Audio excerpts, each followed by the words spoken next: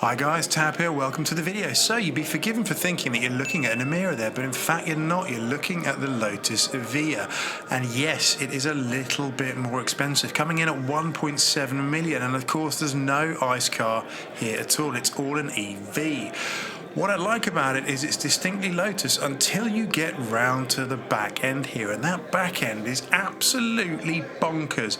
It looks like it's about to light up its afterburners and fly off into space. That huge wing as well, and those massive exhausts you can see right through to the side of the car there, and of course that also has the tail lights. Moving down to the diffuser, carbon everywhere on this thing, and yes, the numbers are bonkers. 2,000 brake horsepower, over 1,000 pound-foot of torque. This thing is just going to be ballistic. Probably the only competition is the Rimac Nevera.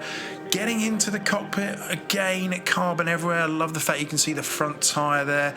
Of course, dihedral butterfly doors, again, more carbon.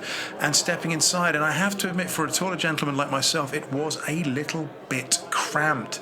But we were able to just about get in. Unfortunately, I am too tall to drive this thing. My head was bouncing off the headliner there, and there's no way I'd be able to turn the wheel with my legs wedged up against it like they are.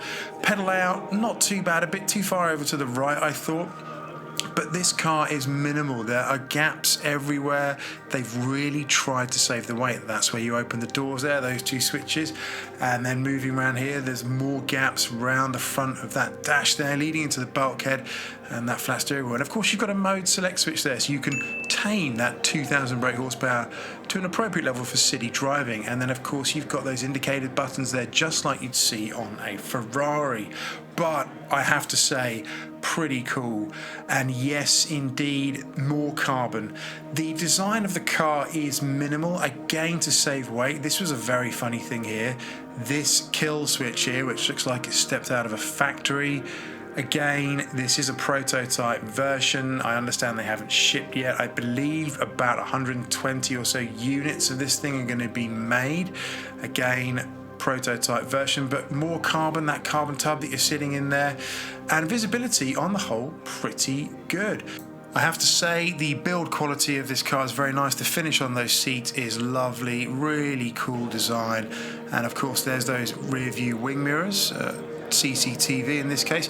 I like the fact that the car has a decidedly Lotus feel about it. Those wheels are definitely, they've got a Lotus vibe, right? And of course, carbon ceramic discs. The discs and the calipers are smaller than I'd expect, so they're perhaps looking to do a lot of regen braking as it's an EV. I love the fact you can see the tyres through that gap there. That's so cool. What an awesome design, what an awesome bit of kit, and again a rear view camera there, just so you can see what's going on behind you, because the view behind is strictly limited. And yep, more carbon there, two runners down there, those flying buttress type things, and a central windscreen wiper. I don't know whether that's going to be road legal or feature in the finished version, but we'll have to wait and see. And yes, more carbon. Look how minimal that dash is. It's so cool. It's like almost like a computer monitor. And of course, more carbon running around that scuttle there. Very cool indeed. And then just taking a little peek in here to round things off, another air intake, and you can see right through to the suspension there. Fantastic. What a car.